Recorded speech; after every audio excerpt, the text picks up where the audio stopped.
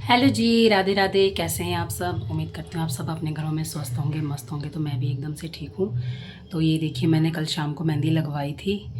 ये देखो, बहुत सुंदर मेहंदी लगी है। ये देखो, पर ये धुल भी जल्दी जाती है, साफ़ भी जल्दी हो जाती है, क्योंकि बर्तन धोने पड़ते हैं। कपड़ों का तो ऐसा कुछ नहीं है, ऑटोमेटिक मशीन है, उसमें साफ़ हो जाते हैं। और यहाँ मैं कर रही हूँ किचन में, जो बर्तन धुले थे उनको मैं लगा रही हूँ रैक में। तभी उसी के बीच में सोचा कुछ आपके साथ भी उसी कुछ बात कर लेती हूँ। तो कथा भी शुरू होने वाली है अभी थोड़ी देर बाद। 12:30 पौने 1 होने वाले हैं और मैं रेडी हो चुकी हूँ कथा जाने के लिए। तो घर का काम थोड़ा सा निपटा के फिर मैं 5-10 मिनट दुकान पे बैठूँगी, फिर जाऊँगी, क्योंकि कथा 1:30 बजे स्टार्ट होती है। कीर्तन शुरू हो जाता है, तो फिर 1.5 घंटे तक आरती होके तब मैं सोचती हूँ भी चलो कोई नहीं, आरती के बाद ही पहुँचूँगी। और कथा में बहुत आनंद आ रहा है आजकल, पर आज के दिन की कथा है। आज 7वां दिन है कथा के लिए। बोल तो कल के लिए भी रहते, पता नहीं कथा शायद आज ही लग रही मुझे, क्योंकि हवन की आवाज़ आ रही थी, हवन हो रहा था, तो शायद आज का ही लास्ट कथा है। पर 7 दिन तक की होती है कथा, तो पर कल शायद इनके चतुर्मासी है, उस चीज़ का प्रोग्राम होगा कल।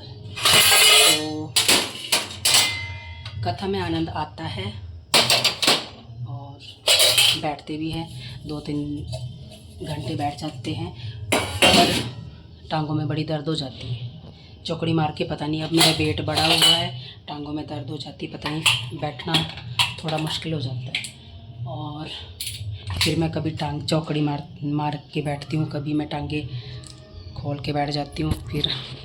और क्या करें, अब देखो जैसे कि इस हाथ में मेरे दर्द शुरू होने लगी, तो मैंने इस हाथ से पकड़ लिया मोबाइल को। और जी, मैं क्या बोल रही थी कथा के लिए। कथा में मज़ा तभी आता है जब कथा में कथा हो। अगर कथा में व्यथा हो तो फिर व्यथा पे ही ध्यान रहता है, माइंड वहीं रहता है। सिर्फ कथा का मतलब होता है कथा ही होनी चाहिए। भागवत कथा है तो भागवत कथा ही होनी चाहिए।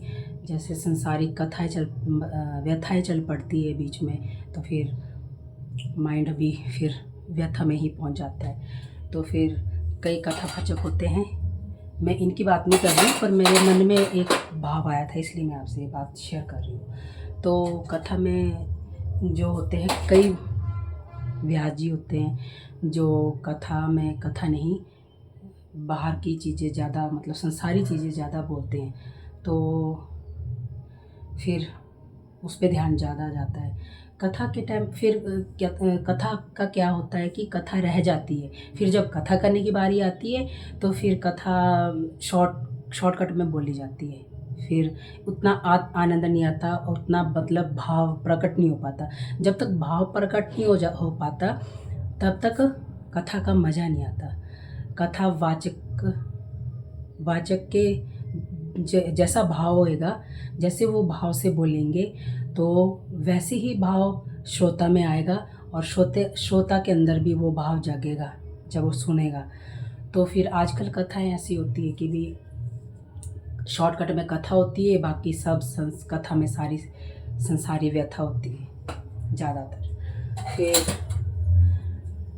अगर कथा हो, कथा पे इतना मतलब ध्यान से सुनी जाती है, हाँ, एक एक पॉइंट गौर से सुना जाता है, अगर कथा में कथा ही हो तो।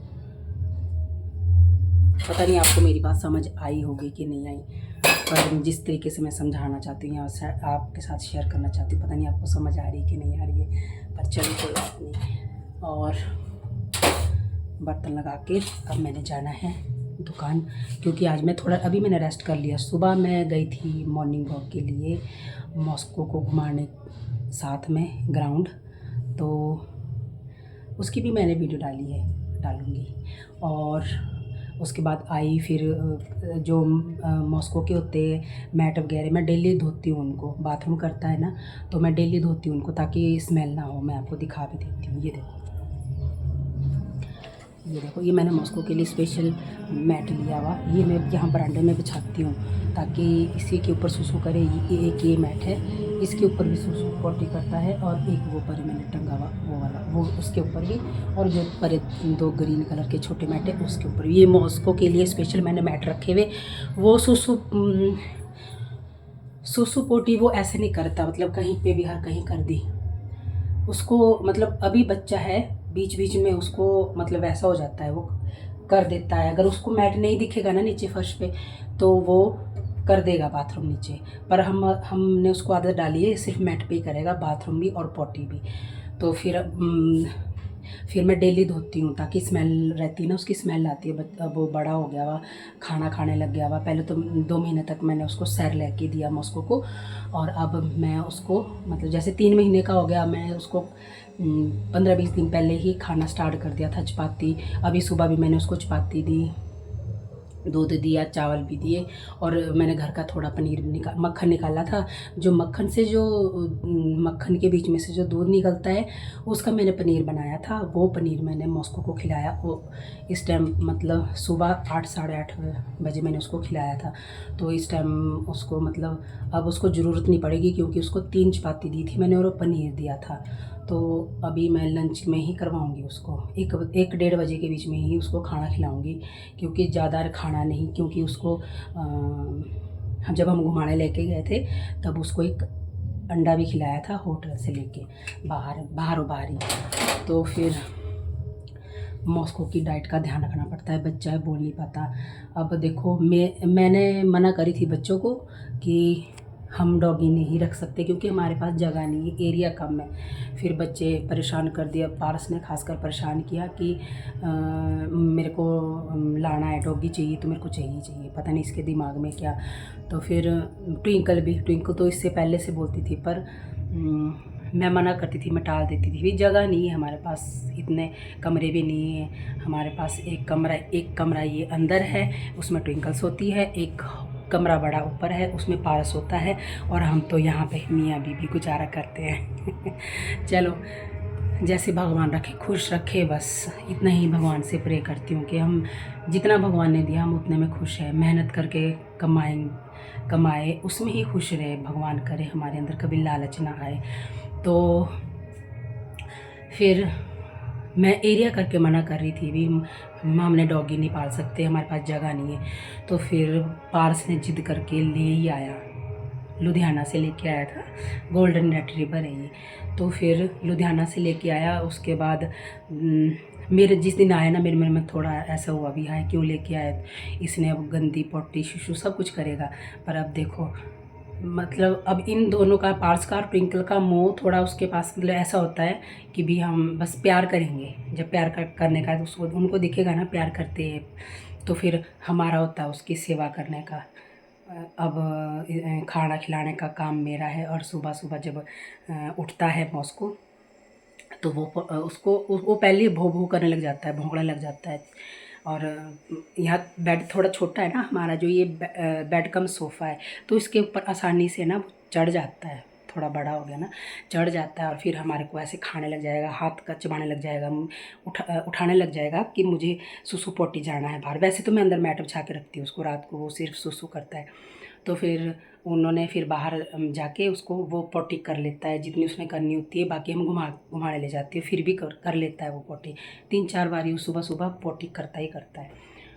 तो फिर ये मैं आपको ये बता रही थी कि मैं उसके लिए मना कर रही थी मतलब। और अब हमारा मन ऐसा होता है ना, मेरा और ख़ासकर मेरे पति का, कि भी बस मॉस्को, मतलब उसके साथ ऐसा हो गया, होने लगा वो हम दोनों के साथ ही रहता है।